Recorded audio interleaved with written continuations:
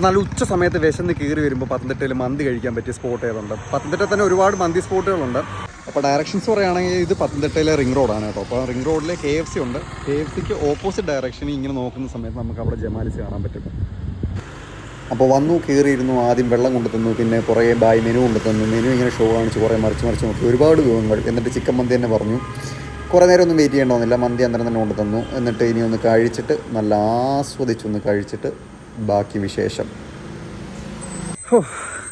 അപ്പോൾ ഇവരുടെ ടൈമിങ് പറയുകയാണെന്നുണ്ടെങ്കിൽ രാവിലെ 11 തൊട്ട് രാത്രി 11 മണി വരെയാണ് കേട്ടോ. നമുക്ക് കയറി ചെല്ലുമ്പോഴത്തേനും താഴെ ഡൈനിങ് ഇല്ല, മേളിലാണ് ഡൈനിങ്. അത്യാവശ്യം ഡീസൻ്റ് ആയിട്ടുള്ളൊരു സ്പേസ് ഉണ്ട്. അത്യാവശ്യം എല്ലാവർക്കും ഫ്രണ്ട്സായിട്ടൊക്കെ വരുവാണെന്നുണ്ടെങ്കിൽ ടേബിൾ അറേഞ്ച് ചെയ്ത് ഇരിക്കാൻ പറ്റിയ ഒരു സ്പേസ് അവിടെ മേളിൽ തന്നെ ഉണ്ട്. ഒരു മജ്ലിസ് കൊടുത്തിട്ടുണ്ട്.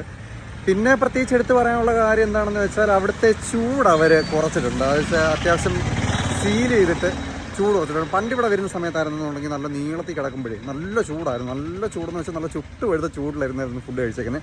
അവർ ആ ഒരു ഇഷ്യൂ നന്നായിട്ട് പരിഹരിച്ചിട്ടുണ്ട് കേട്ടോ. പിന്നെ ഫുഡും അത്യാവശ്യം കുഴപ്പമില്ലെന്ന് പറയാം. റൈസിൻ്റെ ഒരു ഓതൻറ്റിസിറ്റി എനിക്ക് ഫീൽ ചെയ്തില്ല. കാരണം അത് ഇച്ചിരി ഓവർ കുക്ക്ഡായിട്ട് ഫീൽ ചെയ്തു. കാരണം ആ ഒരു ചെറിയ ഒന്ന് കുഴഞ്ഞിരിപ്പുണ്ടായിരുന്നു. ചിക്കൻ അത്യാവശ്യം നല്ല ടേസ്റ്റ് ഉണ്ടായിരുന്നു. ഞാൻ നോർമൽ മന്തിയാണ് പറഞ്ഞത്. നോർമൽ മന്തി ഒരു ക്വാർട്ടറിന് 200 രൂപ. പിന്നെ അവർ സെർവ് ചെയ്തൊരു രീതിയുണ്ട്. അതായത് ഒറ്റ പ്ലേറ്റിലാണ് എനിക്കത് കൊണ്ടു തന്നത്. ഇനി ഞാൻ ഈ ക്വാർട്ടർ പറഞ്ഞുകൊണ്ടാണോ എന്ന് അറിയത്തില്ല. ഒറ്റ പ്ലേറ്റിൽ റൈസും ചിക്കനും എല്ലാം കൂടെ ഒരു സലാഡും എല്ലാം കൂടെ ഒരുമിച്ച് വന്നിട്ട് പക്ഷേ ഒറ്റ പ്ലേറ്റിൽ തന്നുകൊണ്ട് ഞാൻ രണ്ടാമതൊരു പ്ലേറ്റ് വാങ്ങിച്ചു. ആ ഒരു റൈസ് ഒന്ന് ഫുള്ളായിട്ട് മാറ്റിയിട്ട് എൻ്റെ ആവശ്യത്തിനെടുത്ത് കഴിക്കാൻ വേണ്ടി ഞാൻ രണ്ടാമതൊരു പ്ലേറ്റിലോട്ട് മാറ്റിയിട്ടുണ്ടായിരുന്നു. പിന്നെ കുഴപ്പമില്ല, നല്ലൊരു ആംബിയൻസ് ആണ്. അവിടുത്തെ എഴുത്തുകളൊക്കെ കൊള്ളാം. ഇതുപോലെ നമുക്ക് I love to eat when I am happy or sad, അതായത് ഇഷ്ടം. അതെ കുഴപ്പമില്ല. അത് ഞാൻ ഇതുവരെ അങ്ങനത്തെ ഒരു എഴുത്ത് ഞാൻ കണ്ടിട്ടില്ല കേട്ടോ. ഇഷ്ടപ്പെട്ടു. പിന്നെ ഫ്രണ്ട്സായിട്ടൊക്കെ വരാം.